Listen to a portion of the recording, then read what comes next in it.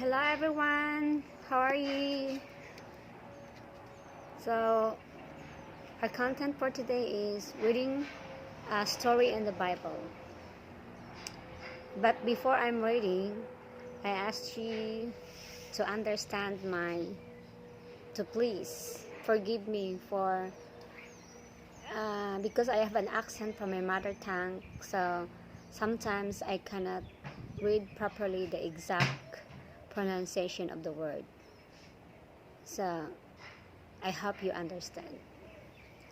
So the first book of the Bible that I'm reading today is the book of Genesis, which is in the beginning of the creations. In the beginning of the creation, where God made in this world. So in the beginning, have you ever wondered how this marvelous world came to be? Who made all the stars, the earth, and the water in the sea? Who thought of making all the many animals, fishes, and birds? Who made the brown earth in which our food grows, and the trees and their fruits? And who put man in this wonderful world and gave him eyes to see it? And who arranged the food for every insect, bird, and fish? At first, there was no earth, no sky, no trees, no people, or any animals. There was only a great mass of water and clouds, without any shape. All was black and empty, and nothing could be seen. Then God spoke. The first thing he said was, "Let light come." At once, light came, and God saw it was good. And the light was separated from the darkness, and God called the light day. He called the darkness night. That was the first day of all. On the second day, God said, "Let there be a space between the waters." The space God called heaven, and underneath was nothing but water. On the third day, God said, "Let the waters underneath be gathered together into oceans, so that dry land appears." And that is what happened. God called the dry land earth, and the waters which were gathered together in the places he called seas.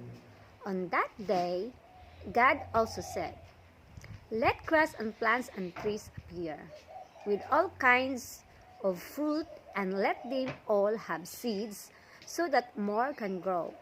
God saw it all and was pleased with his work. On the fourth day, God said, "Let there be lights in the heavens to make days and nights and years." Then God made the great sun to shine on the earth and bring warmth to its surface by day. He made the moon to give a soft light by night. On the fifth day, God said, "Let all kinds of creatures come." The seas began to fill with colorful fish and creatures of all shapes and sizes. In the air, many kinds of birds, great and small, began to fly. On the land came creatures that crawled and crept, that ran and jumped, and climbed and burrowed into the earth. God saw it all, and he knew it was good.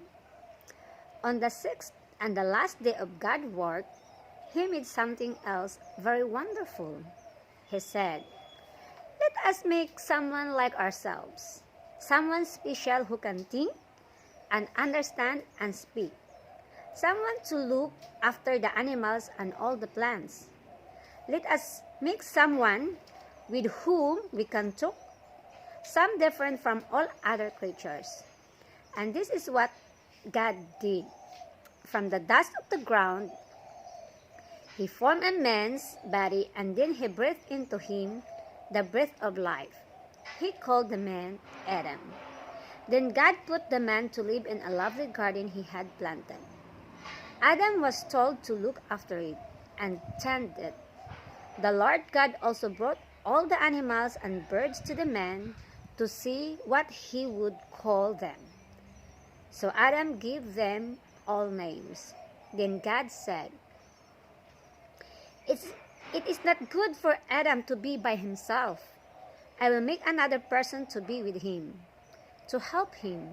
So God caused a deep sleep to fall on Adam, and while he was asleep, he removed one of Adam's ribs and made a beautiful woman from it. Then God brought a woman he had made to the man, and Adam was so pleased and surprised. He exclaimed, "She is a part of me. We are made for each other." And Adam called the woman Eve. Adam and Eve were happy together. And so God had finished making everything, from the heavens to the beautiful garden where the man and his wife were to live. God looked at everything he had made, and there was nothing wrong with it. It was all very good. On the seventh day, God rested and from all his work of creation. So God created everything in 6 days, and on the seventh day, God rested. The next is in the beautiful garden. So the garden where Adam and Eve lived was indeed very beautiful. There were pretty flowers and fine trees growing there full of all kinds of delicious fruits. Adam and Eve walked barefoot over grass, enjoying the sweet-smelling plants. There was nothing to hurt them in the garden. They were never cross, nor did they quarrel with each other. Neither did they become ill or feel cold. Around them, the animals romped and played, and the birds sang together. Every creature was completely happy. There were no harmful plants, no fierce beasts or biting insects. In the garden, God planted also the tree of life and the tree of knowledge of good and evil. Rivers ran through this garden, and gold and precious stones were to be found there, too. In the evening, the Lord God came to talk with Adam and his wife. "You may eat the fruits from any tree in the garden except one," God said. "That one is called the tree of knowledge of good and evil. You must not eat of the tree, for God said, 'On the day you eat the fruit of the tree, you will surely die.'" But actually, not physically die, it is spiritually die. Die? Everything in the Garden of Eden lived. There was nothing rotten or diseased, and every creature enjoyed a full, healthy, and happy life. But if Adam should take the fruit of the tree, it would not be like that any longer. And from the very day he ate it, trouble and death would come into the world. So Adam and Eve enjoyed the garden and looked after it and cared for all the animals. At that time, there was one creature God had made who was especially cunning and clever. It was the serpent. He came to Eve and talked with her. He talked about the trees in the garden, and then very craftily he asked, "Did God say you could eat from every tree in the garden?" And Eve answered, "Oh yes, we may eat every tree except the tree in the center of the garden, the tree of knowledge of good and evil. We may not eat fruit from that one. God said if we do, we will die." And then the serpent says, "Oh, no, no, no, you will not die. How can it be that God will not let you eat that fruit of the tree? It is because God knows the fruit would bring you understanding. It would make you wise like God himself, and you would know all about good and evil. God is trying to keep all that from you." So Eve believed all the serpent said, and she looked at the tree. It did look good. She thought she would really love to have some of that fruit. The more she looked, the more desirable it became. how fresh and lovely it was. Besides, she thought how clever she would become. And the serpent urged, "Go on, try it." Should she? Why not? Trembling, she reached out and took the fruit and ate it. She gave some to her husband also, and he did just what God had forbidden him to do.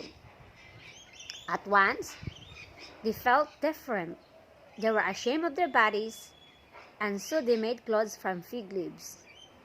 That evening, they heard the sound of the Lord God walking in the garden. They tried to hide themselves away from him and from his presence. And the Lord called Adam. "Adam, where are you?" And Adam answered, "I heard you coming. I hid myself among the trees. I was afraid. I feel naked and ashamed now." Then God demanded, "Why do you feel like that? What have you done? Have you eaten the fruit, the tree that I told you not to touch?" Adam felt guilty. He had been found out. He knew that he had done wrong and had disobeyed the Lord's command. He tried to make an excuse and blame his wife. "It was the woman you gave to be with me. She gave me the fruit of the tree, and I took it and ate it." Adam almost said, "It was your fault, God. You gave her to me, and she is to be blamed. She is the one who did it." The Lord God turned to Eve, but Eve, trying to had an excuse as well, and blamed the serpent. He asked to Eve, "What have you done?" And Eve says, "No, it was the serpent. He deceived me," she said. Then God spoke to the serpent, and he said, "You shall no longer be wise and bright and attractive. You will be changed and have to squirm on your belly. You have been used by Satan to bring out the downfall of the man I have made. You and yours will be enemies of my people, but in the end you will be crushed and defeated." Then God spoke also to Eve, "When you have your babies, it is going to be painful for you now, and your husband will be your master." And he said to Adam as well, "Because you listened to your wife and disobeyed my command, you are going to have to work hard to get your food now. Thorns and thistles will come, and many troubles that you had not known before. After all your work, you will die and go back to the ground from which you came." The Lord God made coats of animal skins for Adam and his wife to cover themselves. Then he drove them out of the beautiful Garden of Eden. They have now become like us. They know God, they know good and evil. And now, in case they also eat fruit from the tree of life and so live forever, they must leave the garden, God said. Then God drove them out, so Adam had to dig and cultivate the earth to obtain his food. They were never returned to that lovely garden again.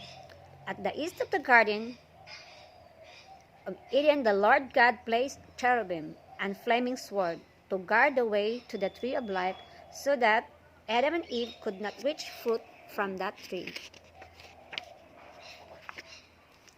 So because Adam and Eve is disobedient, so God take out all the blessings from the Garden of Eden, and they have to dig and cultivate the soil to obtain their foods.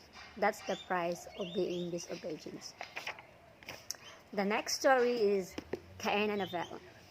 Cain and Abel. Life was not the same outside the lovely Garden of Eden. The animals were not friendly now. They growled and snarled and squawked. The land was bare. Plants and grass and trees did grow, but so did the thistles and the weeds. Adam and Eve were not nearly as happy, as contented as they had been in Eden, where everything had been so delightful. They sometimes quarreled with each other, too. It had never been like that in the garden. Oh yes, there were many things that pleased them and which they enjoyed. but it was not the same as it had been there. Life was hard now. After working all day, Adam was tired, and his body ached. Eve, too, had to work and help her husband. She made her clothes and ground to wheat to make bread. Besides, she did not feel very well. She was going to have a baby. Then Eve bore a child. It was the first baby that was ever born. They called the boy Cain, and he grew strong and helped his father in the fields. Before long, another baby arrived, and so Cain had a brother. They called him Abel. Later, Adam and Eve had other boys and girls. And Abel liked animals, and when he grew up, he looked after the sheep and cattle, so that there was a wool to make clothes and milk to drink. But Cain liked to grow things. He prepared the ground and grew grain as well as all kinds of vegetables and fruits. Now, Adam and Eve knew very well that they did not always do what was right. They did not please God all the time in the way they lived, nor did their children, ever since that day when they had disobeyed God in that lovely garden. Things seemed to go wrong. They were sometimes irritable, and the children argued and said things they shouldn't say. Then the time came when, in order to obtain God's forgiveness for their disobedience, Cain and Abel offered him gifts. Cain prepared to worship in his own way, and chose to offer God some of the grain, vegetable, and fruit he had grown. But Abel killed the best lamb he had in the manner which he had been shown, and offered that to God, asking him to forgive him. Abel's sacrifice was accepted by God, but that of Cain was rejected. Abel was so thankful to God and happy to know that he had been forgiven. Now it made Cain angry that his brother's sacrifice should be accepted and not his own. The Lord spoke to Cain and asked him, "Why are you angry? If you would worship rightly, you would be happy." Then God suggested to Cain, "There is a proper offering you could bring. If you do what is right, your sacrifice will be accepted, as your brother is accepted, and he will look up to you and respect you as his older brother and as the firstborn in the family." But Cain did not worship as he had been taught. People who do not obey God become very unhappy. They begin to have bad feelings about God and about other people too. Cain felt bitter toward his brother Abel and picked a quarrel with him. He began to hate his brother and to have resentment in his heart toward Abel. One day, Cain became so angry with him that he struck Abel a mighty blow, and so killed his brother. He lay on the ground dead. It is a great sin to take away another person's life in anger. If Cain's heart had been full of love for his brother, as it should have been, this would never been happen. It made Adam and Eve so sad to find the second person to be born to them in this world was dead. Abel's God was grieved in his heart also. He came to Cain and asked, Where is your brother Abel?" Cain answered back, "How do I know? Am I supposed to look after him?" God said, "What have you done? Because you have spilled your brother's blood, people will not accept you. Therefore, you will wander for the rest of your life." But even then, God was kind to Cain and prevented anyone from killing him, although he had killed his brother. So, see, even Cain doing unrighteousness, but God still loved him and protected him. The next story is the flood, where Noah is building the ark. Now Cain moved to another land. Away from the presence of God, he married and had a very gifted and clever children and grandchildren. Cain's mother, Eve, was very sad and grieved that her son Abel had died. But God gave her another boy whom she called Seth. He and his children grew up to love the Lord God and to worship him as Abel had done. Adam and Eve had other sons and daughters and lots of grandchildren too. There were now many people alive on the earth, and they lived to great age in those days.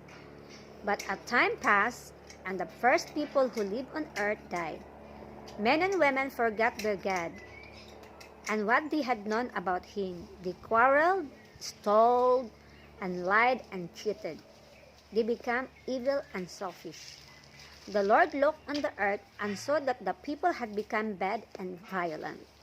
It grieved him in his heart so much that he was sorry that he had ever made a man at all. He said, "The people have become vile and cruel. I cannot have them living on my earth any longer. I will put an end to all this wickedness. All these people shall be destroyed." How different it all was now. Once there had been love and harmony in all God's wonderful world, and now it was all spoiled. Hate, greed, and fear, and all kinds of evil had come in. Men were unkind to one another, and even children were being hurt. There was one man, however, in whom God delighted. There was one man who loved and obeyed him and wanted to live to please the Lord his God. His name was Noah. He walked and talked with God. God spoke to Noah and told him what he was going to do. God said, "I am going to send a great flood of water over the whole earth. Now, Noah, this is what you must do. You are to build an ark, and you and your wife and your 3 sons and their wives will go into it. I promise to save you from great flood that is coming." Noah believed what God had said and began to build the ark as God had shown him. There were to be 3 floors or decks in the ark, and all around the top under the roof was to be a skylight or window. A great door was to be built in the side. The ark was to be 450 feet long, 75 feet wide, and 45 feet high. This huge kind of boat would take Noah and his son as long time to build.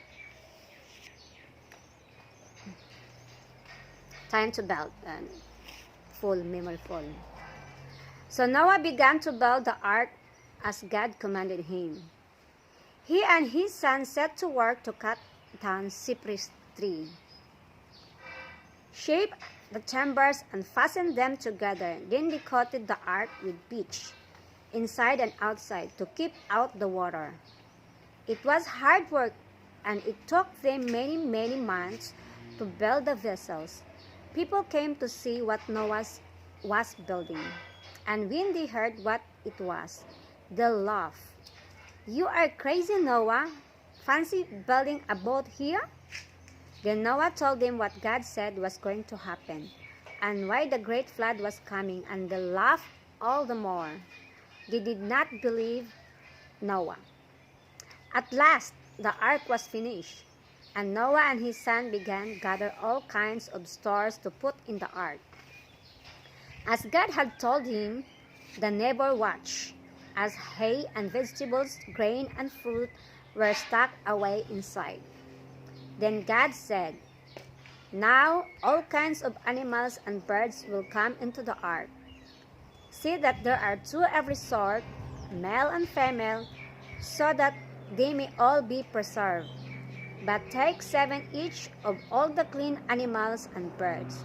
In 7 days from now, the rain will begin, and I will destroy every living creature that is not in the ark. It is going to rain without ceasing for 40 days and 40 nights. So Noah and his family were busy for 7 days getting all the creatures which God sent to him into their places in the ark. A tremendous number of animals of all kinds were assembled around the ark. Inside, Noah's sons were putting them all in the compartment which had been made for them. Lions and tigers, all kinds of monkeys, cats and dogs, bears and kangaroos, all creatures great and small. There were places for all the birds to roost in corners into which all the lizards and insects could crawl. At last it was done and all was ready. The animals all settled down to rest and sleep. God said to Noah and his family, "Now you go into the ark.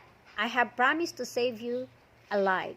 So God made a covenant or agreement with Noah, and he promised to look after him and his family. The door of the ark was shut, and it began to rain.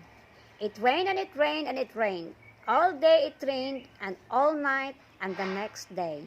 It continued to rain without stopping for almost 6 whole weeks. Water welled up from under the earth also, and the ark began to float. It was lifted up and rode on the top of the water. Inside, Noah's family of 8 persons and all the animals and birds were safe. Outside, the water swirled about the hills and crept higher and higher until even the mountains were covered. And every creature was drowned. None escaped except those who had come into the ark which Noah had built. Then at last the rain stopped. Noah looked out of the window of the ark. There was water everywhere. Even the mountain tops were covered. It took many days for the water to go down. Then Noah opened the window and sent out a raven which kept flying around, but could find nowhere to perch. Next, he sent out a dove to see if she could find any dry land. But she returned. Another week passed, and he sent her out again. This time, she returned with a fresh olive leaf which she had plucked. After another 7 days, he sent her out again. This time, she did not come back to him. So Noah removed the covering of the ark and looked about him. It had come to rest on Mount Ararat, and Noah saw that the ground around him was now dry. The water had at last drained away from the surface of the earth. Then God said to Noah, "Come out of the ark with your wife and your 3 sons and their wives. Bring out every living creatures and all the birds and make a fresh start. Let them all have their young and let them multiply and fill the earth again." So Noah came out of the ark and all the animals with him, and he took some of the green beasts and birds and built an altar and offered a burnt sacrifice to God. Noah worshipped the God of heaven and gave thanks to him. How good it was to be on dry land once more. How thankful Noah was that he and his family and all the animals had been kept alive in the ark. They could now make a new start. The birds were released and flew in the air. The elephants came lumbering out. The donkeys trotted together. The animals bounded away, and all the insects and other creatures crawled away to make a new home for themselves. And God said, "Never again will I send the waters to flood and destroy everything on the earth." Whenever you see the rainbow in the sky, it is to remind you of this promise, that I will never again bring a flood like this on earth to sweep away every living creatures. So, again, because they don't believe God, they don't believe Noah, so they don't go into the ark, so they are swept away by the flood. That will happen if you have no faith, if you don't believe. Even in the spiritual, if you don't believe, your spirit died. Spiritual, relation to God is dead. So the next story is the Tower of Babel. The Tower of Babel. After the great flood, Noah's sons and their wives began to have children who grew up and had more children. As the people moved on toward the west, they came to the plain of Shinar. They said, "This would be a grand place for us to settle down. We could make a fine city here and all live together." So they began to make any bricks for all the houses and buildings they wanted. They said to one another, "Why should we go any farther? Let us stay here and be comfortable, and let us make ourselves great. We do not want to be scattered all over the world, and let us build a huge tower so tall that it would reach right up to the heavens." Their hearts were full of pride and their own self-importance. They wanted to say themselves, "Look what we have done." So now God had said that they were to go out into all the world and fill it and look after it and develop it for Him. The Lord God was not pleased that the people did not want to do as He commanded, so He came down to see the city. "Now the people have begun to do wrong," God said. "Because they have only one language, they stay together and will not spread over the earth." So God caused them to speak in different languages. Next day, they could not work together easily because each could not understand each other. It was if they were speaking nonsense. At length, they formed themselves into groups by language and left the city and its high tower. They began to go out and cultivate other parts of the world, as God had told them to do. They called that city Babel or Babylon. It was there that God caused them to babble in different languages, and in that way, He made sure that people spread out over the whole earth. Again, because of disobedience and not following God's command, God caused them in different languages, so they spread out. So there's always a price if we are disobedient. The next story is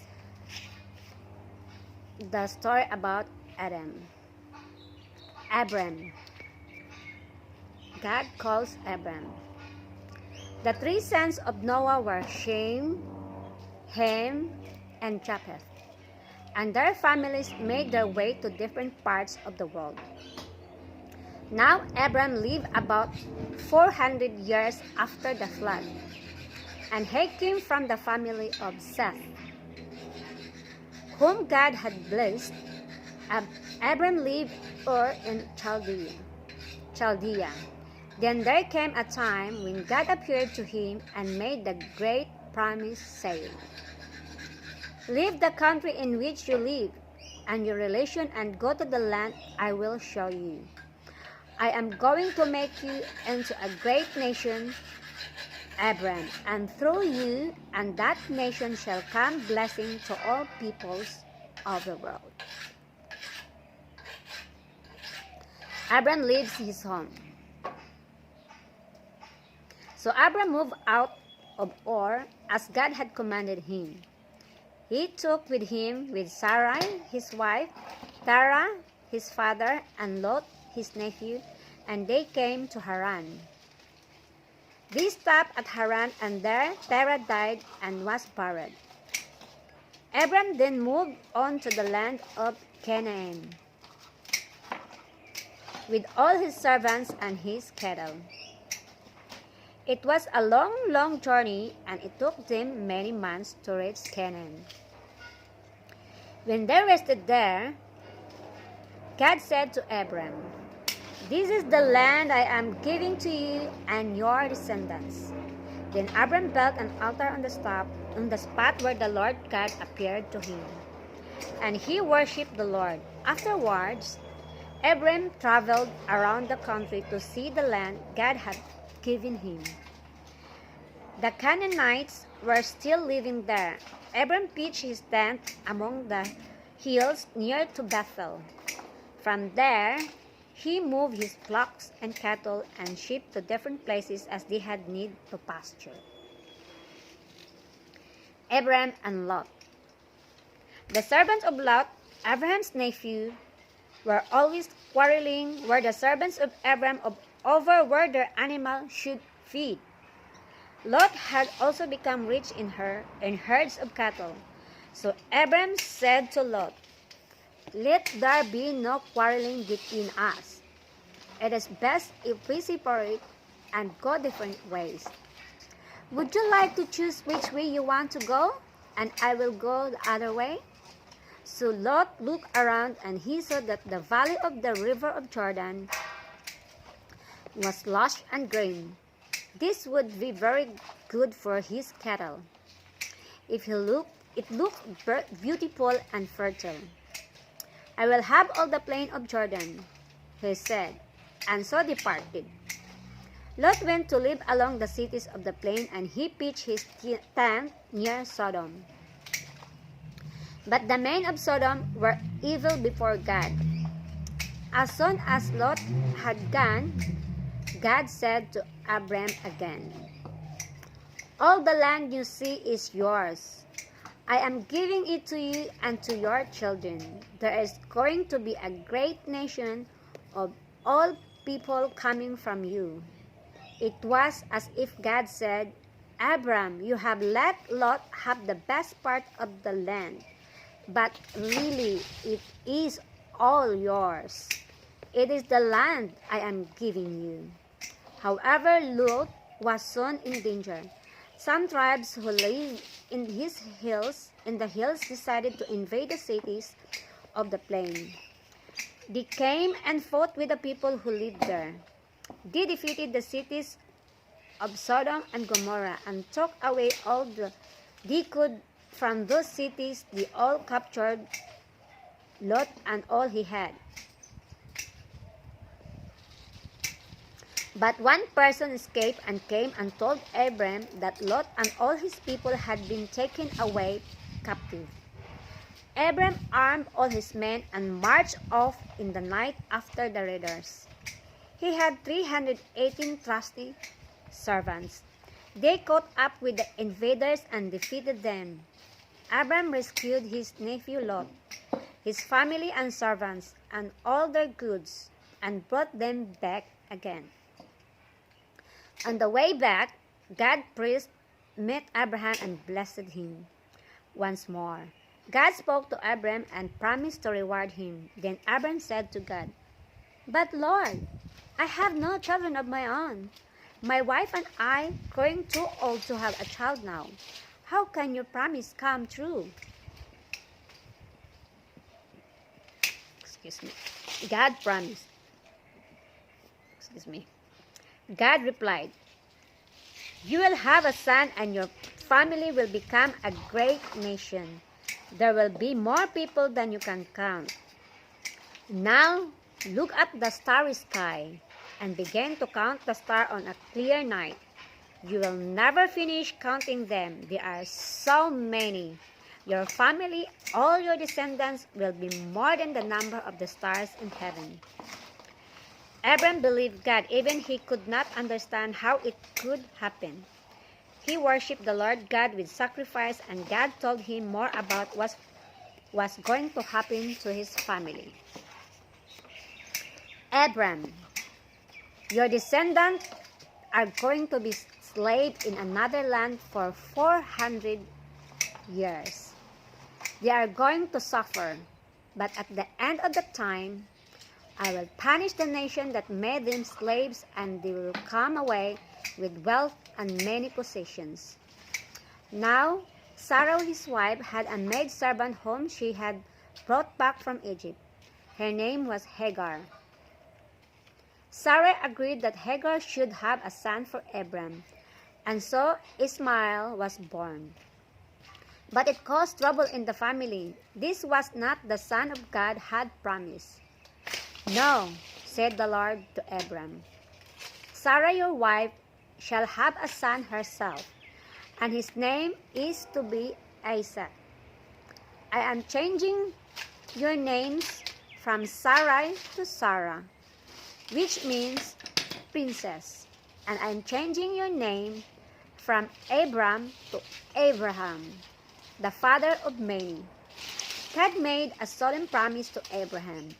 When he is born, Isaac is to be the one through whom I will bless the whole world. But still no baby came. Then one day, Abraham was sitting at his tent door in the heat of the day when he saw 3 men. There was something special about them. They did not look quite like ordinary men. And Abraham said to them, "Do not pass by. Come and wash and refresh yourselves. Stop and I will get you something to eat." He called Sarah. "Prepare a meal for this man, some fresh bread, tender meat, and milk for them to drink." So they agreed to stop and talk to Abraham. And they asked, "Where is your wife Sarah?"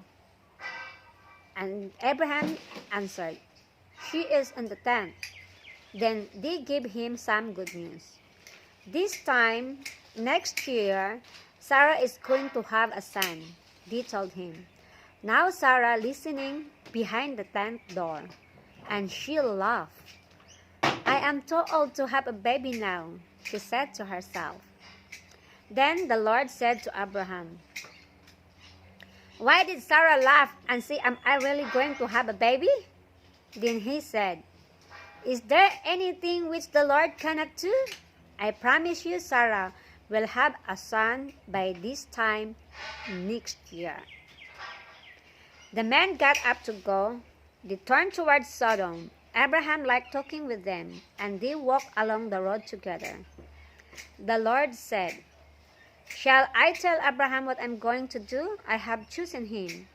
I know that will bring up his children to keep my way and do that which is right and just. No, I will not hide from Abraham what is going to happen." "Abraham," God said, "the sins of the people of Sodom and Gomorrah are very grievous. I am going down there now." Abraham was alarmed. His relative Lot was there. Lot had in fact moved into the city of Sodom itself. Abraham prayed to the Lord, "Suppose there are godly people there. Will you destroy those people with all the wicked ones? If there are 50 of your people there, you would not sweep away the righteous ones with that wicked, would you? Surely the judge of the earth will do right."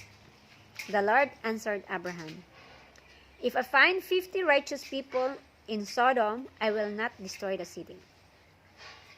Abraham spoke again. "May I speak again? I ought to be careful how to speak to you, O God, but suppose there are only 45 righteous people there. Will you still destroy the whole city?" "If I find 45 righteous people there, I will not destroy the city," God responded. Suppose there are only 40, Abraham asked. The Lord said, "I will not do it if there are 40. "Do not be angry with me," pleaded Abraham. "Will you if there are only 30? "I will not do it if there are 30, the Lord replied. Abraham asked, 20? "Not for 20, the Lord replied. "May I speak this last time?" Abraham asked, "What if only 10 righteous can be found there?" God answered, "For the sake of 10, I will not destroy the city." Then the Lord left him, and Abraham went back home to his tent. Lot escaped. The two angels went down to Sodom, arriving in the evening. They met Lot, who bowed down to them and asked them to stay at his house that night. Then said that they would not trouble him. But he urged them to wash and eat and rest at his home. That night, the wicked men of Sodom came to Lot's house and demanded that he send the men out so that they could attack them. The men of Sodom began to get violent, but they were struck with blindness and could not find the door of Lot's house to break down. The two men said to Lot, "Take your family out of here quickly. God is going to destroy this whole city. Hurry!" The husband of Lot's daughters did not believe Lot. They thought he was joking. The two heavenly messengers said to Lot at daybreak, "You must go, or you will all be destroyed in this city." Lot, his wife, and his daughters still lingered. The angel took them by the hand and hurried them away. "Escape for your life. Don't stop anywhere in the plain, and don't look back until you get to the mountains. Nothing can be done until you are out." As soon as Lot, his wife, and his daughter were away, the Lord rained down fire and burning sulfur out of heavens and destroyed all these wicked cities of the plain. Abraham got up the morning and looked down toward Sodom and Gomorrah, and he saw the smoke of the burnt-out city. But God had remembered the prayer of Abraham and saved Lot out of that burning fiery destruction. Isaac is born. God also is remembered his promise to Abraham and Sarah. The baby came for which they had waited for so long. How happy they were when a little Isaac was born. He grew up a strong lad and was able to help his father with all the cattle and the sheep. The next is where is the land. Again God spoke to Abraham. But it was different this time. God called Abraham. "Abraham!" Abraham replied, "Yes, Lord, I am here." Then God said a very strange thing. "I want you to go with your son, Isaac, your only son, whom you love very dearly, to the land of Moriah, and to one of the mountains which I shall show you. I want you to sacrifice him there as a burnt offering." Abraham could not understand this. He had waited so long for his son. God had given him Isaac as he had promised, and now the Lord God was asking for him to be sacrificed. How was God going to make from Abraham's sons the family, the tribe, the nation he had promised? If Isaac was to be offered as sacrifice to God, what a fine, strong lad he was. And now he was to die. Abraham could not understand this. Why did it have to be? But even as Abraham had always obeyed God, so he did now. Early next morning, he arose and prepared for the journey. It would take them 3 days. He saddled his donkey and gathered together all the wood they would need. He cut the wood for the burnt offering and took some food and water. With 2 servants, Abram and Isaac set off.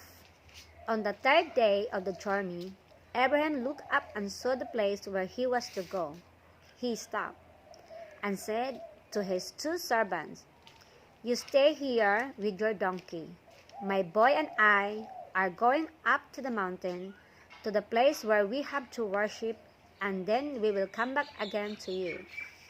So Abram put the wood in his son's shoulder and carrying the knife and the fire himself. He and the boy began to climb the mountain together. As they were going, Isaac said, "My father." "Yes, my son," Abraham answered. We have the fire and the wood, but where is the lamb for the burnt offering? Abraham said, God will provide himself a lamb.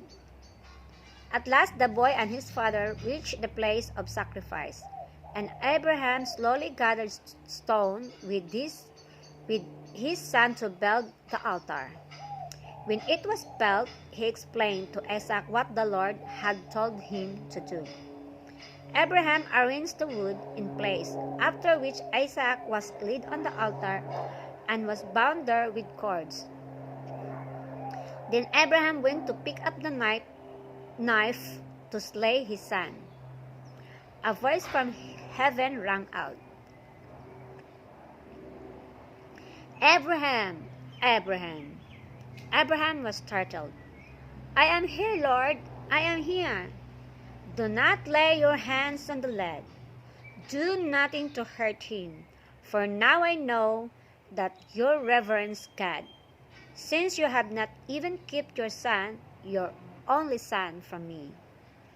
Abraham united the cords that bound his son, and as he looked, there behind him was a ram caught in the thicket by its horns. So Abraham took the ram and offered it up for a burnt offering instead of his son.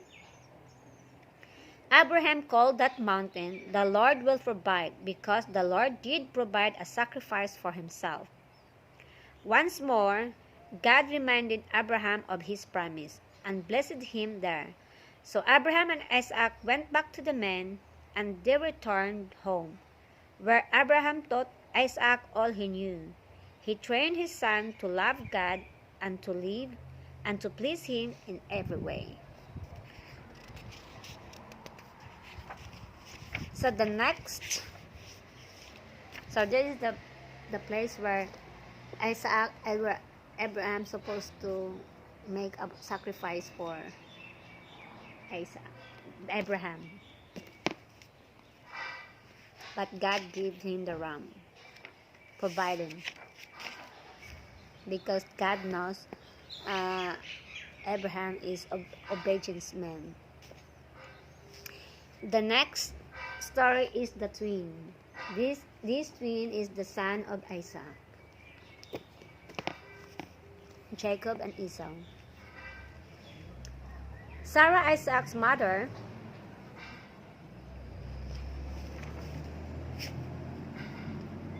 lived to be 127 years old. When she died, Abraham was very sad and buried her in a cave of Hebron. Abraham called his servants. It is time to my son marriage. He is not marry any of the Canaanite women, for the Canaanites do not love to serve the Lord. I want you to go back the country from which I came, to my native land where I was born. Find a wife for my son among the people there. Isaac is not go back there, because this land is the land which God had given us, and this is where we are to live. Promise me that you will do this. God will send his angel, and will guide you to the right girl for my son. When after many days, the servant arrived back in the land of Mesopotamia, from which Abraham had come. He reached the city of Nahor. There, outside the city, he made the camels kneel down by a well of water. It was evening, and the woman came to draw water of the well. Abram's servant prayed, O Lord God of my master's Abraham, help me to know which one of the women in this city is the chosen one.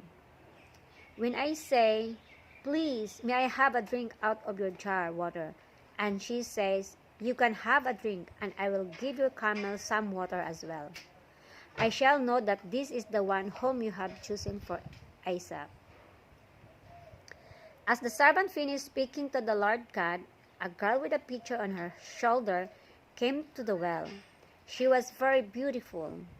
She went down to fill the jar full of water from the well.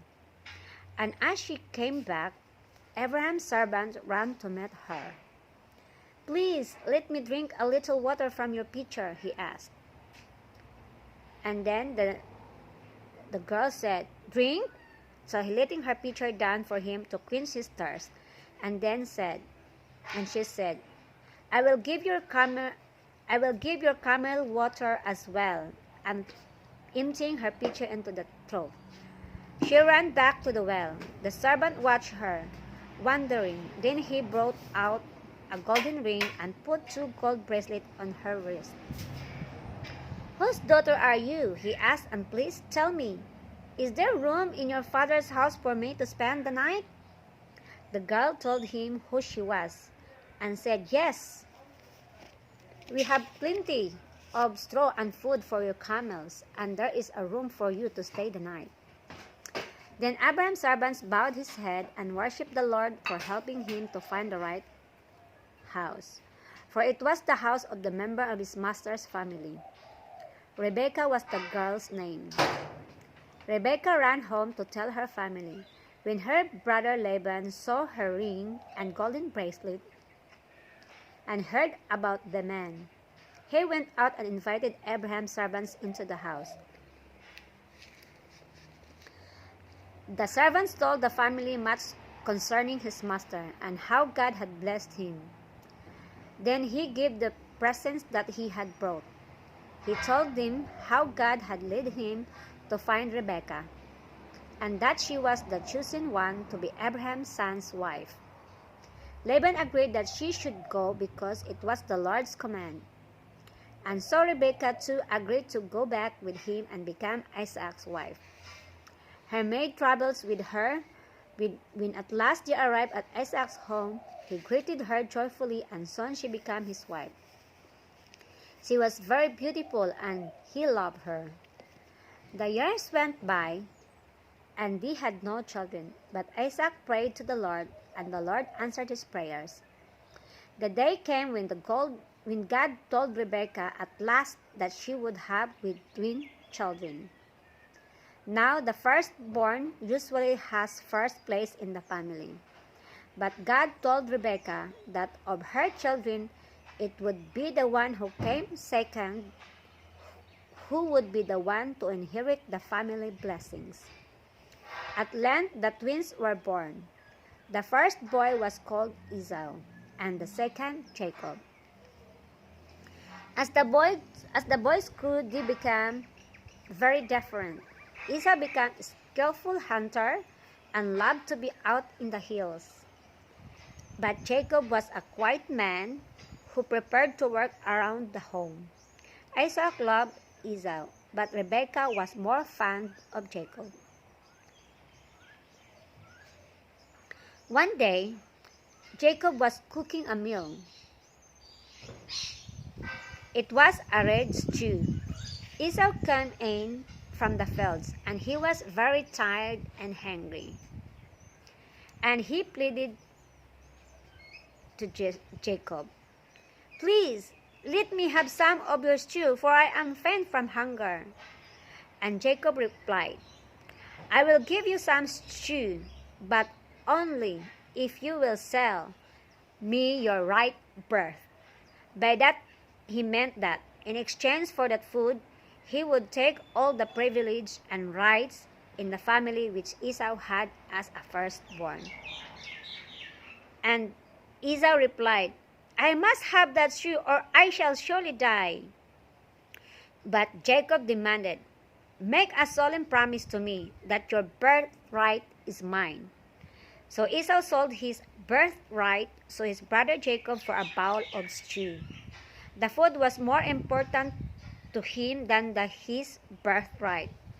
But Esau did not respect God's law, and he married heathen wives who did not love and believe in the Lord. That made Isaac and Rebekah very unhappy. Isaac was growing very old, and he could no longer see. He thought it was time to give his older son the family blessing as the custom was. So he called Esau. "Esau, yes, my father. The time for me to die is drawing nearer. As my firstborn son, I want to give you my blessing before I go. Take your bow and your arrows, and go out into the country and hunt game for me. Bring it back and make the savory meat that I love, and I will give you my blessings."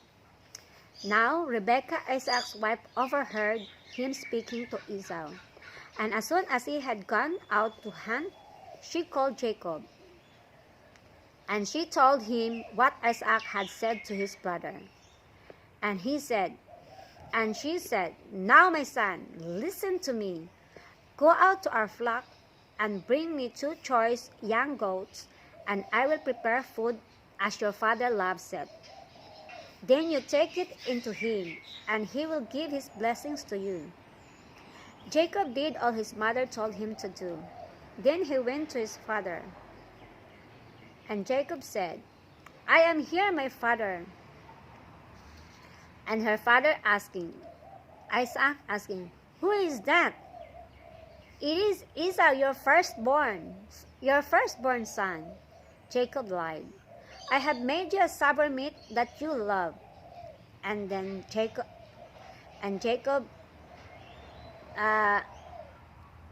Jacob replied, "Are you really my son, Esau?"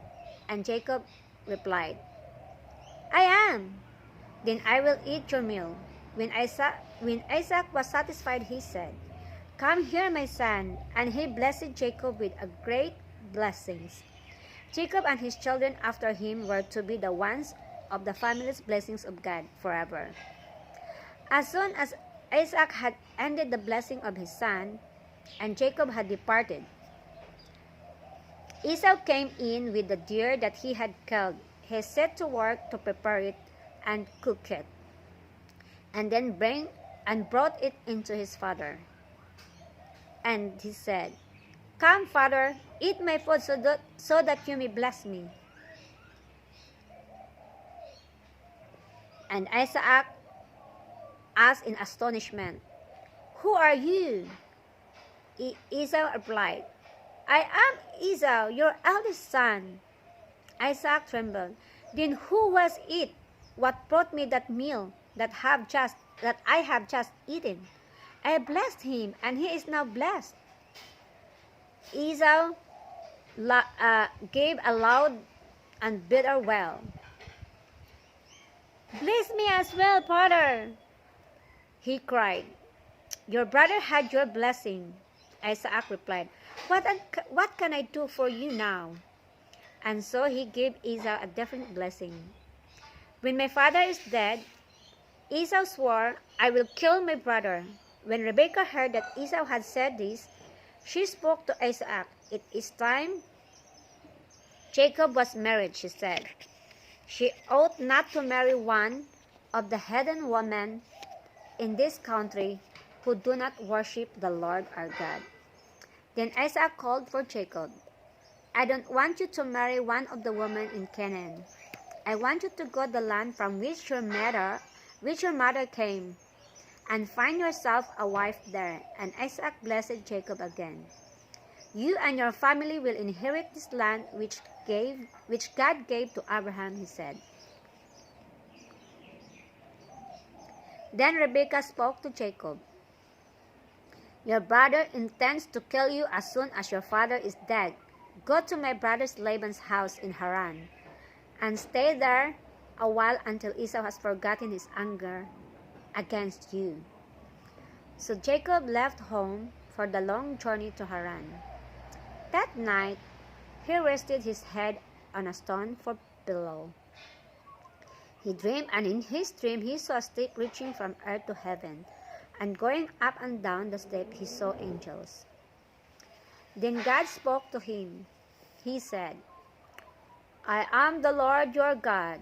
I am giving you this land, Jacob. It is for you and all your descendants. I am going to be with you and look after you. That I promise. All these people of the earth will be blessed through your family." So in the morning, Jacob arose. He exclaimed, "God is in this place, and I did not know it. I knew that he was with my father, but he is also with me here." Then he took the stone he had used for a pillow and set it up.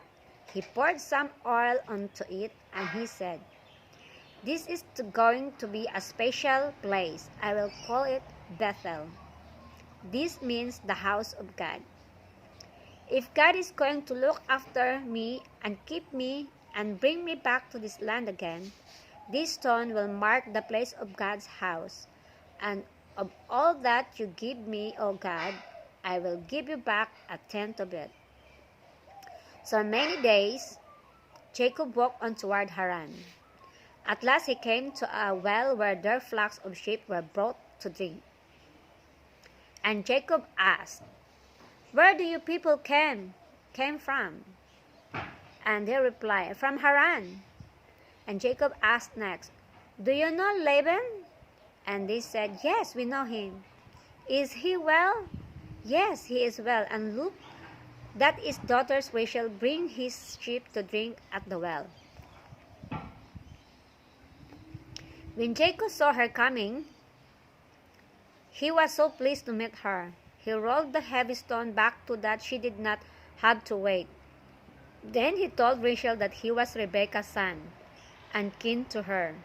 When Rachel returned home, she told her father about Jacob. And Laban ran out to meet Jacob and hear the news of his family. So Jacob stayed with them. After a while, Laban said, Would you like to stay here and work for me? And why should you not be paid?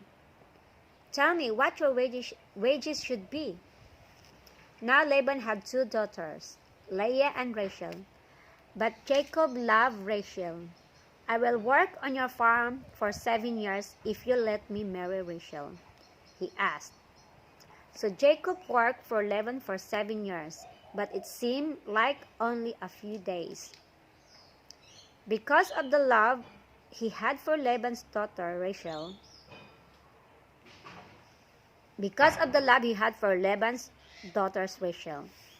But when the wedding day came, Laban gave Jacob his daughter Leah.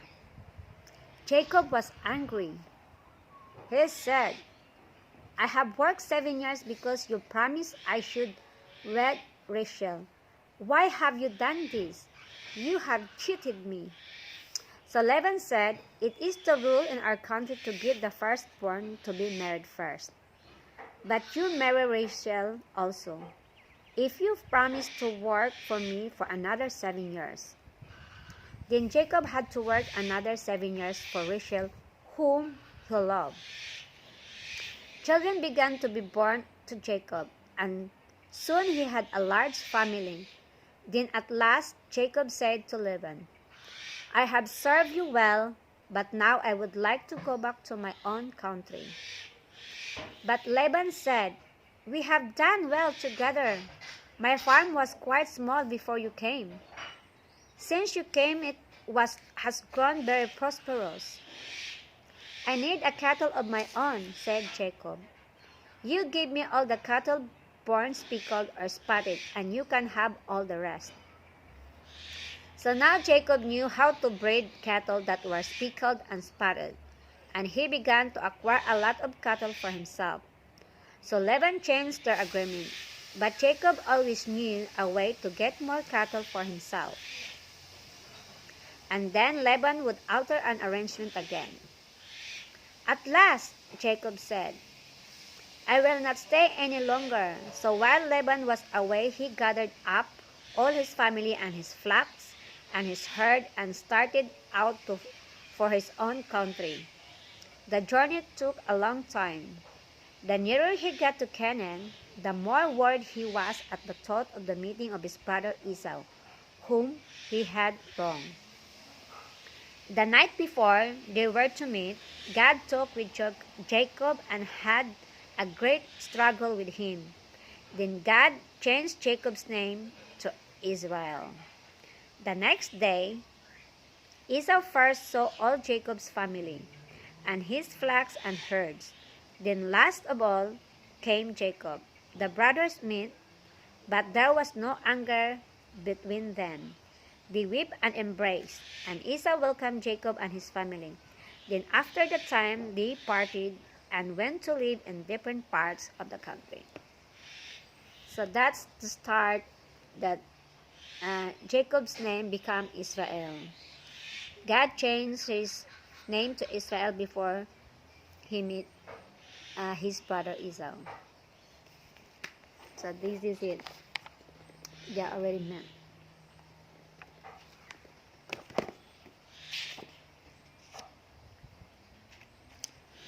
But since my memory is not enough,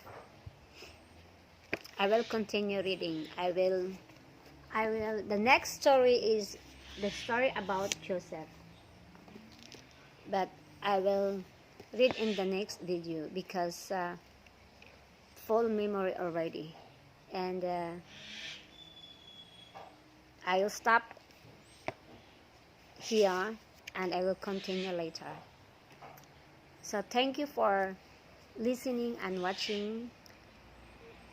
listening the story of the Bible, and I hope you understand my accent and the reason I choose English stories, because most of my friends they understand only English language, and I know English is international, so most in the whole world know English. So most of it they know English because it's in international language. So thank you for watching. God bless all. Bye.